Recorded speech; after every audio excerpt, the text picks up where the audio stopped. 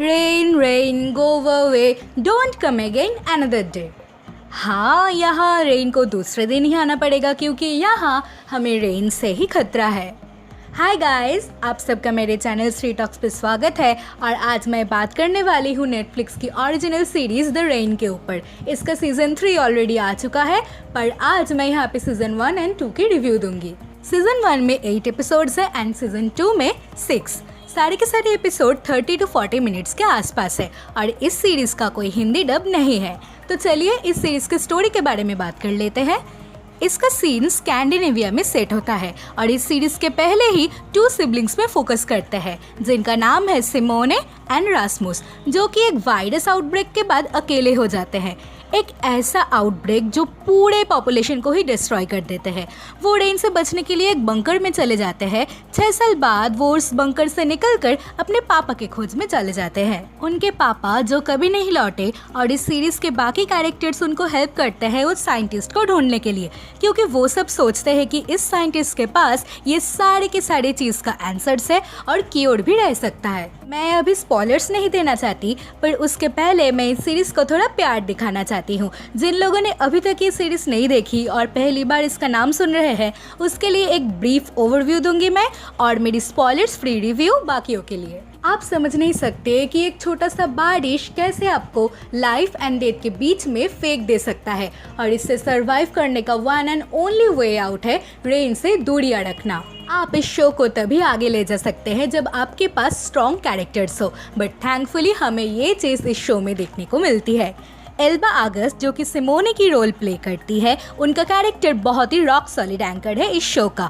कुछ मिनट्स में ही आप उनको चाहने लगोगे। She is smart, kind hearted and also a good leader. Simone and उसकी भाई लुकिस लिंगर्ड एनिसन जो कि रास्मुस का रोल प्ले करते हैं, उनका बॉन्डिंग बहुत ही स्ट्रॉन्ग होता है एंड प्यार भरा होता है। कुछ सीरियस कॉम्प्लिकेशंस भी रहता है। Rasmus is little more unstable than Simone and यही चीज़ इमोशनल इन्वेस्टमेंट के जरिए इस शो को और इंटेंसिफाई करता है। When you add a great story and a great character development and that is exactly what was done here. What a cool show! मैं तो खुश हुई कि हमें ये शो मिली। The Rain has done a stellar job और इसके वजह से सारे कैरेक्टर्स अपने तरीके से शाइन करते हैं। The scope of the show is really impressive. आप इस शो को बीच में छोड़ नहीं पाएंगे। The production value is sky high और पर्टिकुलरली जंगल के सीन्स जो कि बहुत ही ब्यूटीफुली एंड चिलिंगली कैप्चर किया गया है, वो बहुत ही खूबसूरत है।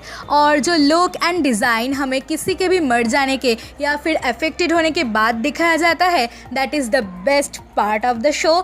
And the title and the story is absolutely same, that the rain will destroy every goddamn thing. Show का स्ट्रक्चर लगभग सेम ही है अगर हम इसको कोई भी पोस्ट एपोक्लिप्टिक स्टोरी से कंपेयर करें तो। मैं चाहती थी कि ये लोग हमें और भी कुछ चीज़ दिखाए सिर्फ रेन से बचने के अलावा, एंड होपफुली उन लोगों ने ये सारे चीज़ हमें सीज़न 2 में दिखाते हैं और सारे क्वेश्चन का आंसर्स देते हैं। Season 2 is well paced and that's why हम इसमें इंटरेस्ट भी होते हैं। एंड सीज़न 2 हमें कैरेक्टर्स के माइंडसेट्स के बारे में भी बहुत कुछ बोलते हैं। अगर आप लोग कोई एपोक्लिप्टिक मूवीज़ या फिर सीरीज़ देखे हुए हैं तो आप लोगों को पता रहेगा कि यहाँ पे हो क्या रहा है और आगे क्या होने वाला है। एपिसोड 1 एंड एपिसोड 2 में इस सीरीज़ का पेस बहुत ही अच्छा है कि यहाँ पे ये लोग आपको एक आइडिया देते हैं कि एग्जैक्टली हो क्या रहा है। जो भी हो, हम इन स्टोरीज़ में न्यू नहीं है, फिर भी आपके मन के अंदर से एक आवाज़ आएगा जो आपको बोलेगा कि give it a chance for season 2, और यही एग्जैक्टली मेरे साथ भी हुई है। एपिसोड 1 सिमोने एंड रास्मुस पे फोकस करता है और सिर्फ हमें यही बोलते हैं कि रेन को कैसे अवॉइड किया जाए। हर एक शो की तरह इस शो का भी कुछ प्रॉब्लम्स है और इस शो का यही मेजर प्रॉब्लम है कि ये शो अपने आप को रेस्ट्रिक्ट रखता है और हमें बहुत ही कम इंफॉर्मेशन देते हैं जो कि किसी भी व्यूअर का मूड बदल सकता है। बट हमें कुछ कैरेक्टर्स ऐसे भी मिलते हैं जो पूरी सीरीज़ में अपने गोल्स पे फोकस्ड रहते हैं और यही मेन रीज़न है कि आप ये सीरीज़ देखना चाहेंगे। मैं कभी कभी तो रास्मुस के ऊपर बहुत गुस्सा हो जाती हूँ उसके इडियटिक बिहेवियर के वजह से। यहाँ हमें कुछ रियल इमोशंस भी देखने को मिलते हैं, like family conflict, betrayal, confusing state of mind, ये सब। सीज़न 2 हमें एक हाई क्लिफ हैंगर पे छोड़ के जाता है और मैं ये देखने को वेट कर रही थी कि अपोलोन रास्मुस के साथ क्या करता है। He is immune after all. मैं बोलना नहीं चाहती कि सीज़न 2 के एंड में रास्मुस के साथ क्या होता है।